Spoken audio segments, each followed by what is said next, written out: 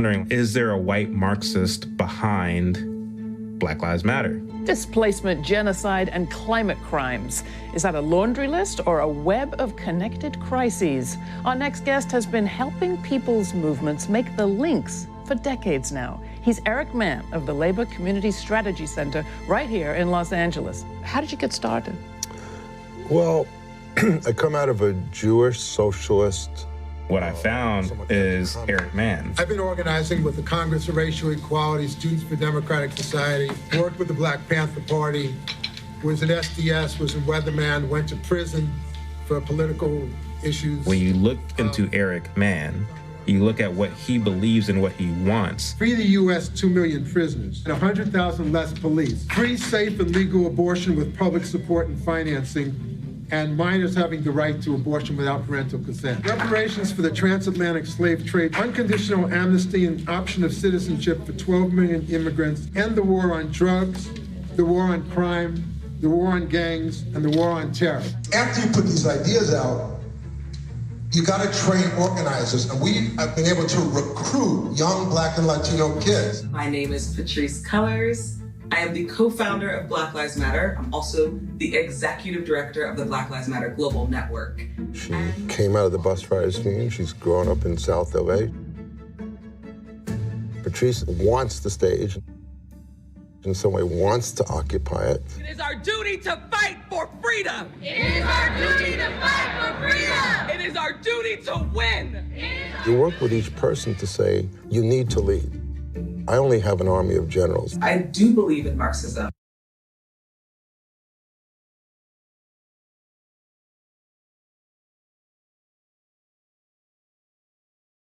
Philosophy that I learned really early on in my organizing career.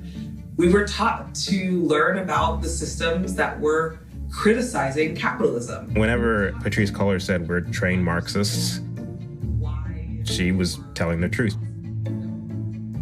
She's a trained Marxist. And Eric Mann is the man who trained her. I spend my time right now organizing mainly young people that want to be revolutionaries. Young, primarily women, Black, Latina, Asian.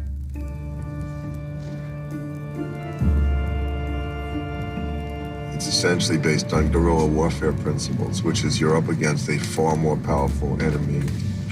And you have a very small little army, and you're trying to figure out what this little army that maybe at best is like a flea bite. You know, how do you kill an elephant with flea bites? We start with the intersection of the Black and Latino community as a strategic alliance that's central to building a broader multiracial left. This is the father of Black Lives Matter. The Black trans women who have been murdered. To the extent that Black people are involved, these are useful idiots. These are people who are fronts to carry out the agenda of white Marxists. If we don't have a base in the Black and Latino community, we can't branch out. You gotta have a strategy, and that's at least my strategy.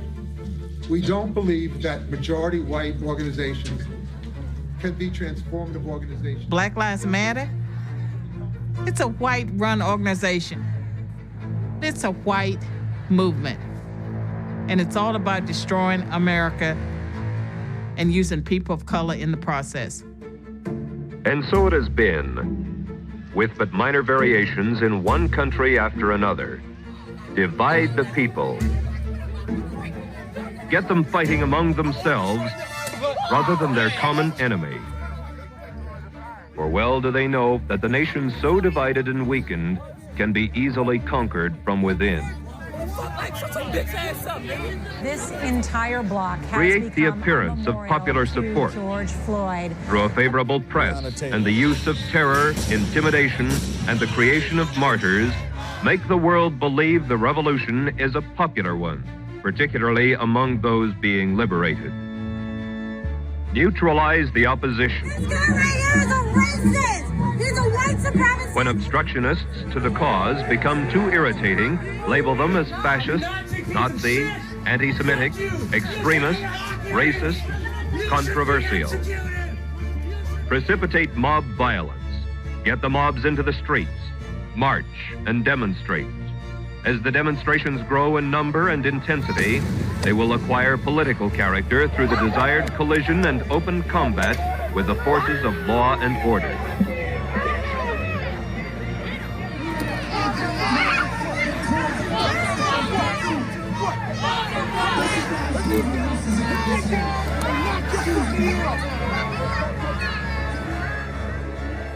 We're watching young people being informed by people who are leveraging their emotion.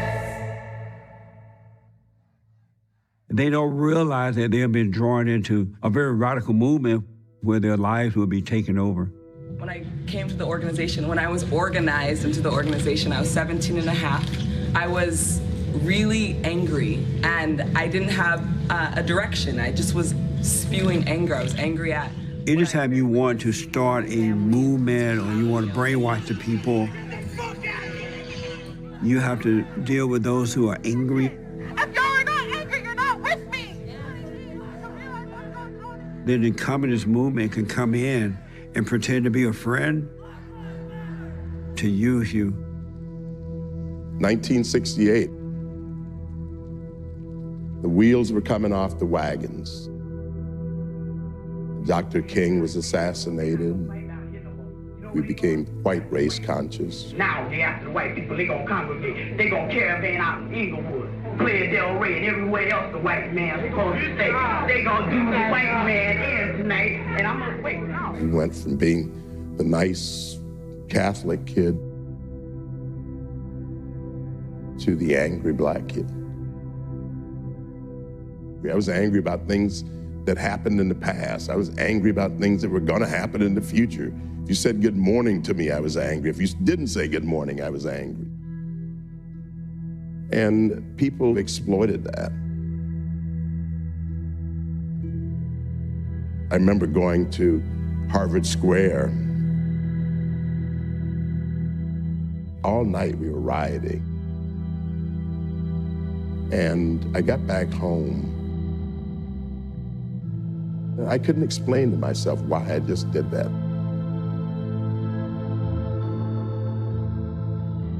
You will be used, you will be taken advantage of because you cannot see what you're getting into. You can't see. The first conscious act in organizing our people is to let them know who they are.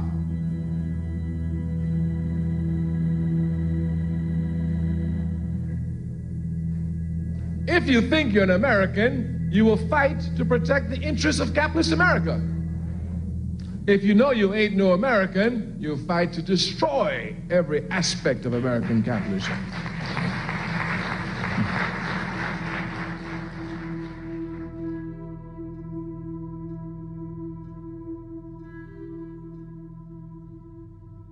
All of us come from somewhere. All of us have origin stories.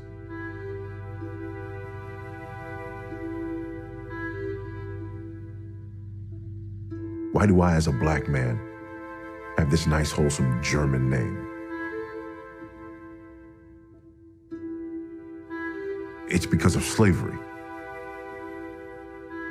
It's important for me to know that story. But it's also important for me to recognize that as an American, I have another origin story. And that origin story is not 1619. It's 1776. Because that's America's origin story. And I am an American.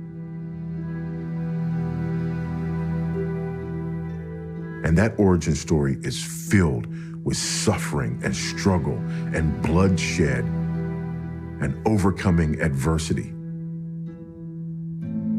An Irish person whose family survived the Irish potato famine and then came to America. It's part of our origin story as America. My Jewish brother whose family survived the Holocaust and then came to the United States. You could go on and on and on, and what you eventually realize is that God, in his providence, has brought us all from hardship.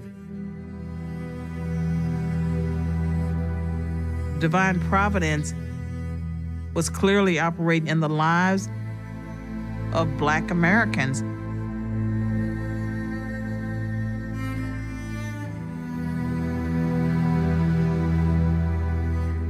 Yes, slavery was horrible, but out of slavery came Black America.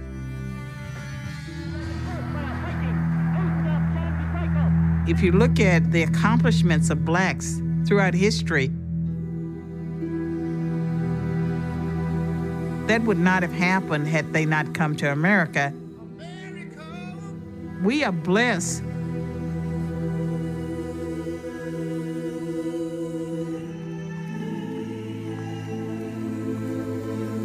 It is a great satisfaction to have connected with the race of men and women who are able to do something that enhances the comforts and conveniences of life. As you go on, increasing your ability to do things of value, you will find that the problem, which often nowadays looks more and more difficult of solution, will gradually become easier. Booker T. Washington was my hero. When I was in high school, they used to take us over to Tuskegee. Every summer, we would spend a week over there, staying in the dorm and learning about Booker T. Washington. A lot of Black people don't understand what he was all about. When he came to Alabama, when he came to Tuskegee, he pushed work, industry, and the books. He didn't have pity on these former slaves. We must recognize the fact that our capacity is very largely different from that of the people of the white race. I know we like to say the opposite. It sounds well in compositions, does well in rhetoric, and makes a splendid essay. But to say that we are equal to whites is to say that slavery was no disadvantage to us. This is all we can say of ourselves. With proper development, our condition and capacity will be the same as those of the people of any other race. He was influencing people to take advantage of their own lives, do the best with what they had. Getting out there and working hard and earning things on your own. Be an entrepreneur. Start your own business. Build your community. We need to look to ourselves. We need to transform from within. He urged Black people to set your bucket where you are and make your success right there where you are. Cast down your bucket where you are. A third and fourth speaker for Walker was asked, cast down your bucket where you are. Captain of the first person last Indian country, cast down your bucket.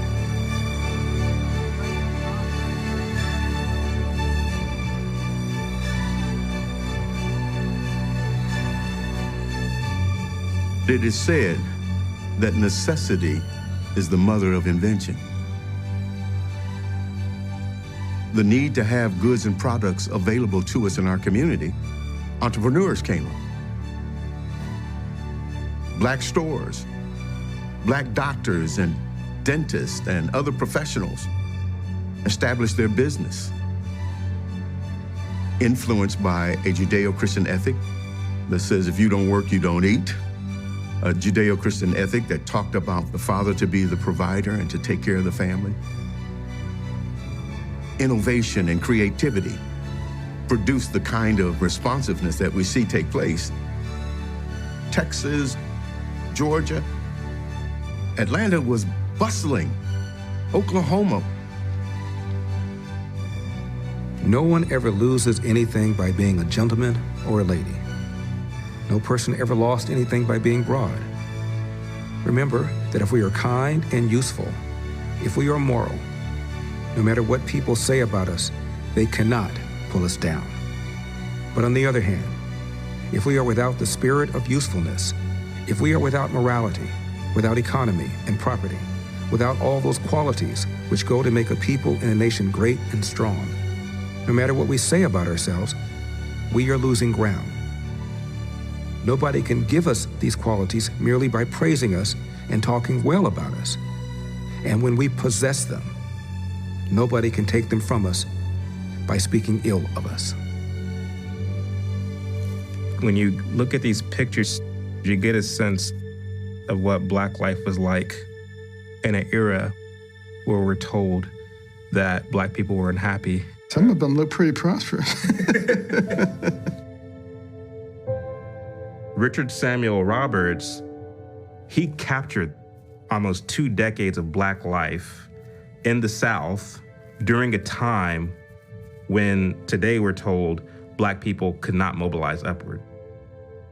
And in these photos, it tells a true story.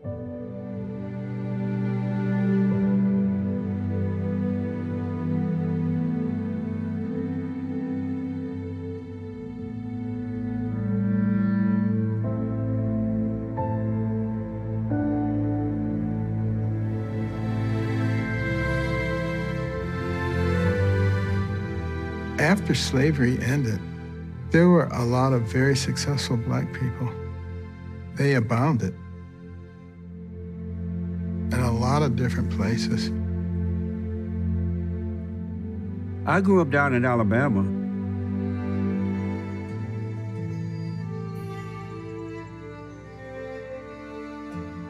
When I was growing up, we were not raised to hate.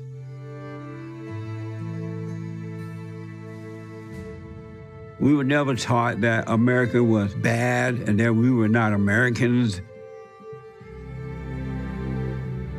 We were raised to love America.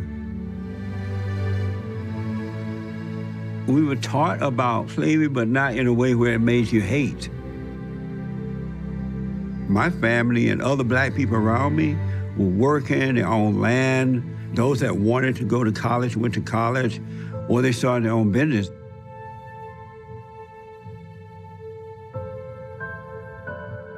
My father was born in 1915 in the Jim Crow South, Athens, Georgia. My father always taught my brothers and me that the door is wide open. I never felt like I was a victim. I never even felt we were poor. I remember thinking my father was rich. I remember asking my father for a quarter, and he went in his pocket and he gave it to me. I thought, my dad was rich. My dad was a janitor. Elder did not come to his politics by accident. His father, Randolph, was dirt poor with little education. He went to night school, held down 2 jobs, and raised a family. He was a janitor until I was 10 years old. Then he started a little small business, a cafe not too far from downtown LA. And my father was always about working hard and not making excuses. When Larry says, look, if you just forget the issue of racism, just put your head down, study hard, work hard, you're going to be all right in the end. You think that's true? It worked for me. It worked for me. That was Black America, but it's an America that we don't learn about, specifically because whenever you have something to be proud of, people have less of a chance of controlling you. People walking around talking about make America great again. Give me the date that America was great for everybody. It wasn't great for Blacks when we were enslaved and then had to fight Jim Crow and then fight for the right to vote. It has now gotten to the point where it is impossible for me to believe Black leaders and the Black struggle in America. I see the lies and the manipulation from the media, Black leaders, the dumb, ignorant, cowardice, brain dead people who are ruining our country on a false narrative.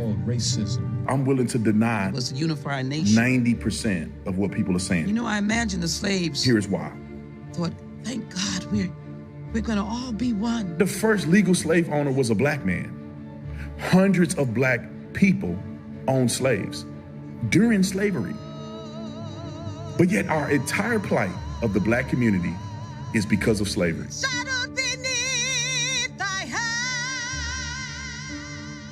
Look at the 1920s and 30s when Black Wall Street was around and black people prospered. Black people were successful, they were working hard, they were building things. Concentration of black success and wealth in the 20s and 30s that we don't even see today after the Civil Rights Movement. I'm starting to become skeptical of the Civil Rights Movement. We are not told the entire truth of the Civil Rights Movement because Martin Luther King was a socialist. Free at last. Thank God Almighty, we are free at last. Are we just hearing his one speech and people are glorifying his one speech like they glorify BLM? Racism is not only happening in the United States. In 20 years from now, Black Lives Matter is going to be the new Martin Luther King movement. And nobody's going to correct history. Dramatic videotape obtained by Channel 5 News shows what appears to be a group of LAPD officers beating a suspect. Many of us who had been trying to convince the public that these kind of incidences were happening were almost relieved. It was like, finally, it was on camera. This is why you can hardly ever trust black people in this country. King suffered a fracture. I did not know that Rodney King took cops on a high-speed chase. And then I went back in the context of that whole scenario. Rodney King never complied. Rodney King was a criminal, ruining the black community almost every year of his life. And all of a sudden he becomes a god. Building's on fire. Oh my God. Terrible. And there's no police presence down here. The same Rodney King mentality is what we see from the black community even now. Rodney King is a Philando Castile. We need to get disruptive a little bit. We need to let them know our pain and what we feel. Eric Garner. Angry crowd tonight in the streets of Jacob Blake. Overnight fires in meeting. Breonna Taylor. Officers no. Dramatic videotape obtained. Rodney King is the same thing that they're doing today. The death of Eric Gardner. Philando Castile. Deadly police shootings. And we are brainwashing people into believing a history that never happened. Memorial Day marks 100 years since the Tulsa Race Massacre. The infamous massacre that took place in Tulsa, Oklahoma, 1 century ago. The worst incidents of racial violence in this country, the Tulsa Race Massacre of 1921. The Tulsa Massacre was a race riot before, I don't know, in 2018. These black activists and scholars turned it into the massacre. Race massacre. Race massacre. Tulsa Race Massacre. President Biden will visit Tulsa, Oklahoma to mark the 100th anniversary of the Tulsa Race Massacre. This was not a riot. This was a massacre. That Tulsa Massacre is bullcrap. A white mob killed some 300 black Americans. 300 black people died. That's not confirmed at all. Descendants of the massacre are calling for justice. They use this example as to why Black America was never able to build wealth. It's pretty much a reflection of just the black experience in America in general. Never able to pass down wealth generationally to their children. What would our lives have been if we weren't robbed of our generational wealth? They always point to this one place in Oklahoma, known as the Greenwood District, Black Wall Street. In the 20s, it was a model of black success. Black businesses, black churches, strong black family units.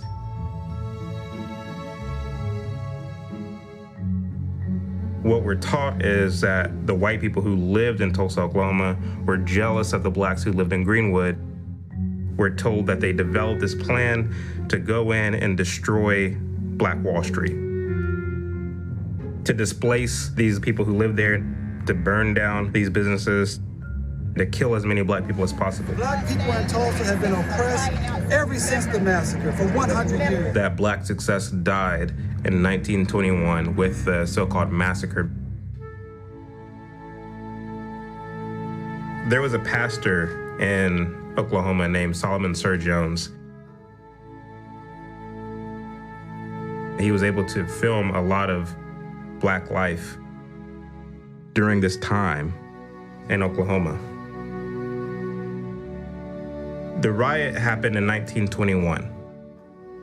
1925, according to Solomon Sir Jones's footage, Black Wall Street was built back.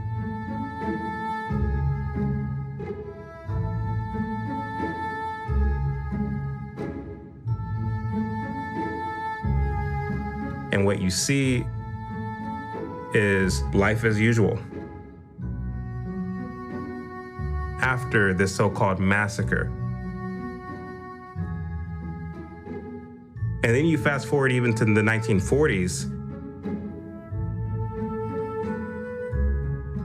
you see the same thing.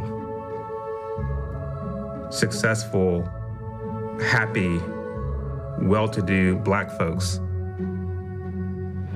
You broke the contract when for 400 years we played your game and built your wealth. You broke the contract when we built our wealth again on our own by our bootstraps in Tulsa, and you dropped bombs on us. This is the bitterness and this is the anger that these people hope to get out of framing Black Wall Street. When they say, why do you burn down the community? Why do you burn down your own neighborhood? It's not ours. We don't own anything. The whole point is to keep people angry, to keep people protesting, to tell you that America was never built for Black people. The reason we could never be who we wanted and dreamed of being is you kept your knee on our neck.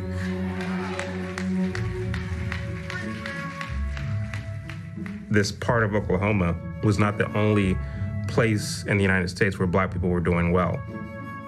There are all sorts of Black neighborhoods like that throughout the entire South.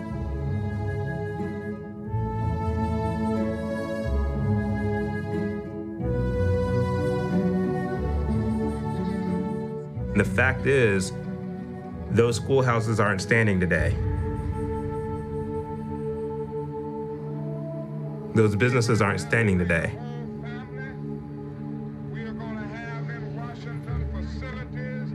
It wasn't white racism that destroyed it. And we are going to demand that the government do something about these conditions, and we're going to demand that they stop cutting off poverty funds, which end up often making the rich richer and the poor poorer.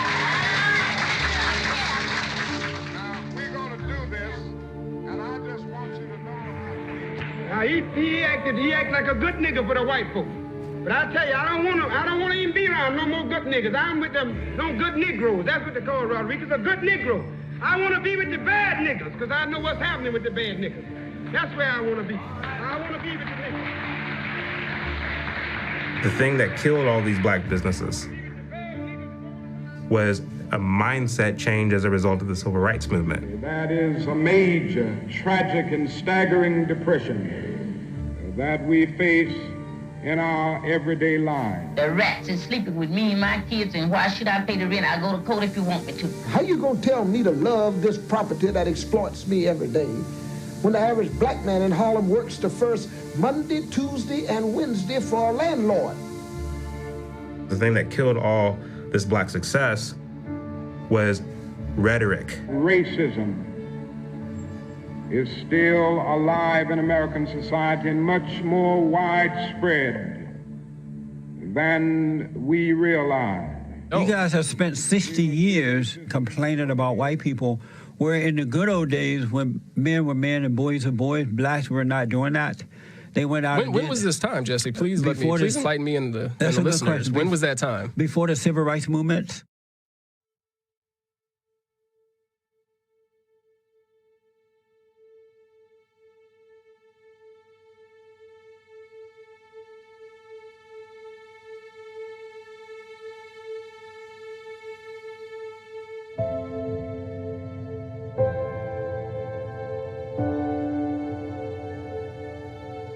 Booker T. Washington, through his Tuskegee machine, started what was called the Negro Business League.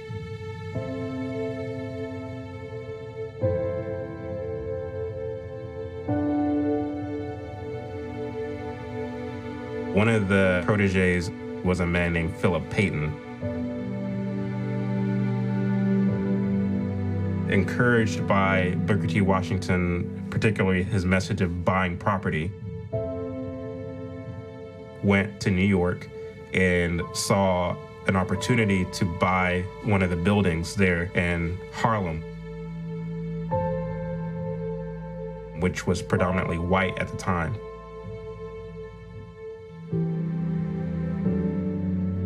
So he bought this building, and then he began to buy more and more buildings. He started an Afro-American Realty Company. This began to spread, and other black realtors began to do the same thing. This was in the early 1900s, between 1900 and 1910. People began to migrate to Harlem. Individuals who were educated in the South.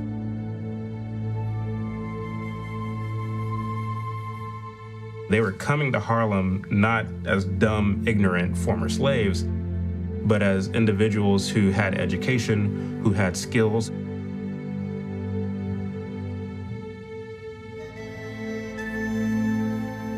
They brought with them all of the ingredients to really thrive and to really make it, and they were determined to make it. They became the black bourgeoisie.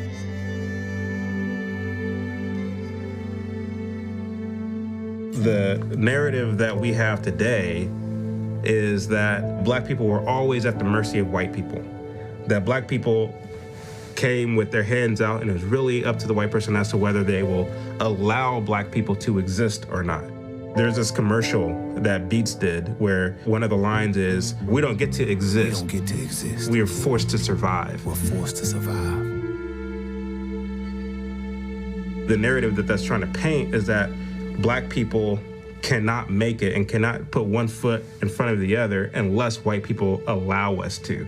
Why do you see white people as supreme We over don't. you? Yes, We you don't. do. No, You just said it here. No, I didn't. White supremacy is a structural issue. Now, white people, and some white people, not all, some white people do feel that they are superior to black people. No, you feel that they are. No, I don't. They don't feel that way. No, I don't. We've made it very clear that we don't feel that way. White people do not feel that way. You can't speak for all white people. I've had so many arguments with black people over the years. The blacks who are insecure. They say during Jim Crow era that everywhere black people went, they were being attacked, that black people lived in fear of white people. Racism. You have a beautiful placard here that talks about drinking fountains. Right. Right? And so when white folks are legislating where black people can get access to water, that is a structural form of racism. But even when they had the for colors only drinking fountain for white only, blacks were still doing better then than they are today because the men were not sitting around whining like little girls talking about white people holding them back. Black folk had up 100 times more before social integration hit. See, I'm old enough to tell you all that. You all not old enough to know that yet. When I was a kid, see, we had something. We weren't looking for any social integration. You know why? Because we had our own businesses there. We had our own cab companies. We had our own restaurants. We had our own hotels. We had our own school systems. My family was part of one that had the only black bus line in the entire United States. All of our mechanics was blacks. All of our drivers were blacks. Electricians was black. Everything was black. When they killed our buses, social integration. When all of a sudden, you all started talking about Rosa Parks and Martin Luther King going down to Alabama, want to integrate the bus lines. Integrate whose bus line? I have always ridden in the back of the bus because I didn't have guts to get in the front of the bus. But now the time had come. I was riding in the front of the bus. Blacks in Winston-Salem says, we want to ride on fronts of white buses. So we said, we don't have any white buses. They said, well, get some so we can ride on the front of them. I feel like a complete asshole because I never thought about that. Like that whole time they did the boycott, they should have been trying to establish their own bus company as opposed to wanting to ride. I never thought about that. Y'all boycotted for a year just to want to ride on the front? Yeah, see, you're a smart man. I never thought about that. but you got it now, right? In 1905, black people were literally buying entire buildings. This idea that blacks were always at the mercy of whites is just asinine, at least when it came to Booker T. Washington and the effect that he had on those who put his ideas into practice. He really pushed vocation, learning skilled trades, becoming your own man, taking responsibility of your own communities. And then you saw this large exodus of Black people out of those skilled trades. Yeah. Why do you think so many of them left work? Because they fell for the lie of the so-called Black leadership. In the slave South, Negroes impoverished and mistreated have sought remedy by pouring into the cities. W.B. Du Bois is a towering figure in Black intellectual history. And oftentimes people will pit Booker T. Washington and W.B. Du Bois against one another. Up from slavery, Booker T. Washington, W.B. Du Bois, the souls of Black folk. Booker T. Washington, Tuskegee Institute. W.B. Du Bois, the NAACP. The NAACP collects millions of dollars for racial incitement. They go out of their way to create race issues, because the more race issues they create, the more they've got an appeal for begging for funds. But what do they do with that money? They do not spend one single cent to build any factories or shops to create jobs or to contribute to the development of free enterprise in our country. They're not interested in that. They wanted to be the head of Black people. W.B. Du Bois was a traitor. He was an enemy of Black people and America. A socialist, a communist.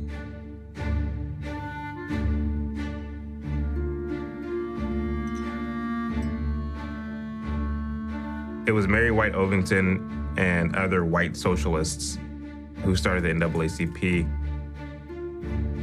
White socialists who sought to use Black Americans to carry out their socialist agenda.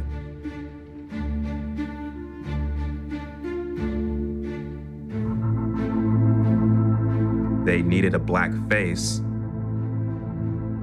That's where W.E.B. Du Bois came in,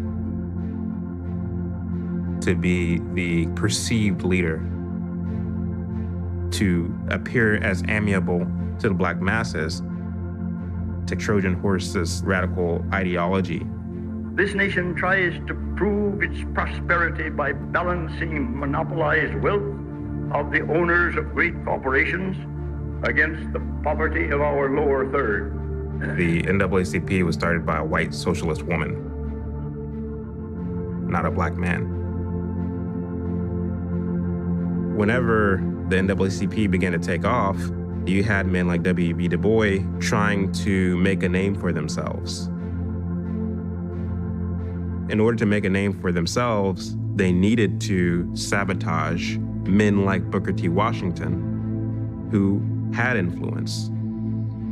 Unfortunately, it's only a Negro minority of intellectuals and leftist Negro preachers who presume to speak for all of the Negro people.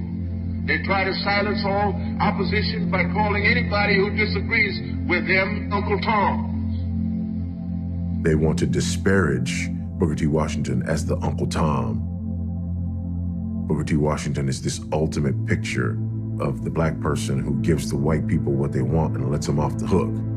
And W.B. Du Bois is this hero because he airs the grievances and he calls white people to account. Which is interesting because he was born to freed men. He was born well off. He didn't know what it was like to be raised in the South. Booker T. Washington was born and raised in the South. He was born into slavery. There was a way of simplicity about Washington. He was a very confident man. He was a man of faith. Du Bois was an atheist, very troubled and very paranoid. He was educated at Harvard. where he was trained to look with disdain at Western civilization and at capitalism in particular. And he saw Booker T. Washington as his intellectual enemy because Washington pushed utilizing capitalism instead of trying to do away with it. You will find it true, not only in this country, but in other countries, that the demand will be more and more for people who can do something. Regardless of color or condition, the world is going to give the places of trust and remuneration to men and women who can do a certain thing as well as anybody else or better. Just in proportion as we do this, you will find that nothing under the sun will keep us back. I was able to look at this book called Harlem, A Century in Images. It gives you a timeline from its inception to its collapse.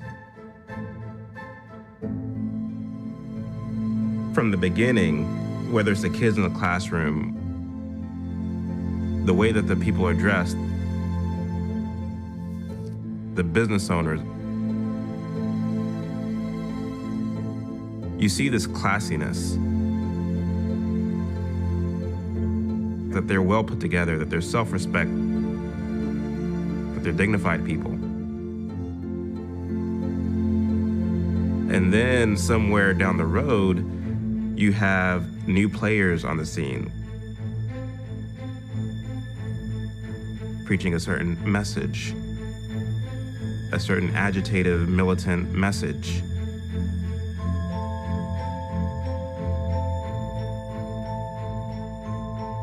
The faces go from being delighted, happy, and hopeful to all of a sudden being angry.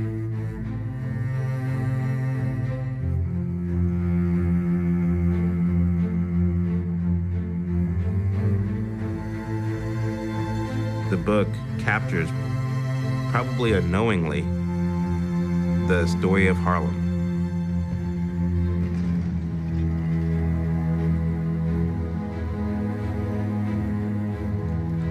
Ideas have consequences.